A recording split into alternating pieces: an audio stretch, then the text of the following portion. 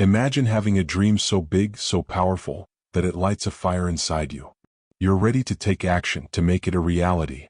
But then something happens. You speak your dream out loud, and suddenly the fire starts to fade. Ever wonder why? Why do our dreams seem to die the moment we speak them? This is the story of Daniel, a young man whose journey will show you the truth behind the power of silence.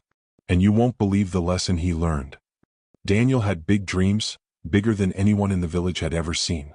He dreamed of building the first marketplace in the village. He dreamed of growing crops no one had ever planted. And, of course, he dreamed of becoming a master carpenter. Every time he had an idea, he would share it with everyone. "I will build a beautiful market," he would say. People cheered. They praised him. But soon Daniel would find himself empty. The excitement would vanish.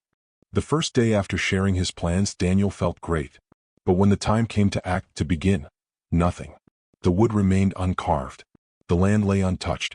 His marketplace idea never materialized. What had happened? He asked himself this over and over. I have the ideas. I have the tools. Why can't I start?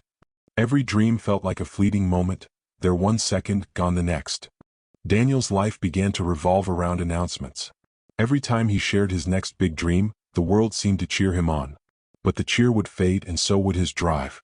He told the villagers about his new plan to build a farm, but then the excitement faded once more.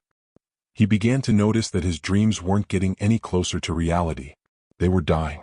And Daniel was left wondering, why do I keep failing? One evening, as Daniel sat by the river, he met an elder. This man had no great announcements, no loud dreams. Yet everything he touched seemed to turn to gold. The elder worked quietly, alone.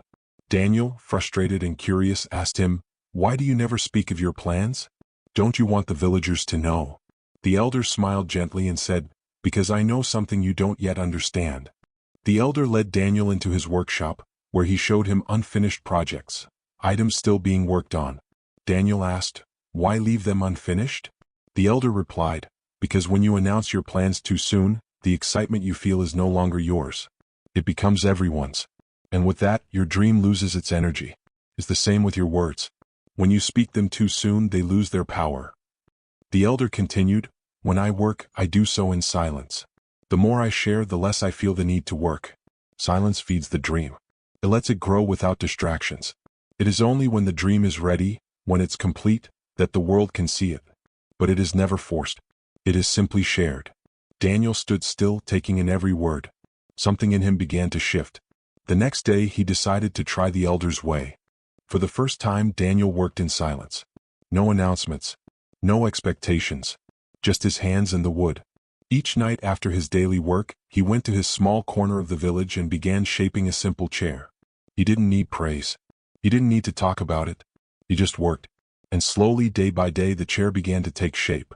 His focus deepened, and the dream didn't feel like something distant. It was real. One day, Daniel placed the chair outside his home, and the villagers gathered around, admiring his work. "It's beautiful," they said. "When did you make this?" Daniel smiled quietly and simply replied, "I've been working on it." No big announcements. No speeches. Just his work speaking for itself. The chair was complete, and it stood as a symbol of the power of silence in shaping a dream. If Daniel's journey resonated with you, share his story with someone who could use a dose of inspiration.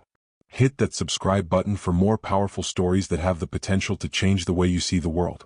Join us as we explore life's most transformative lessons, and thank you for being part of this community.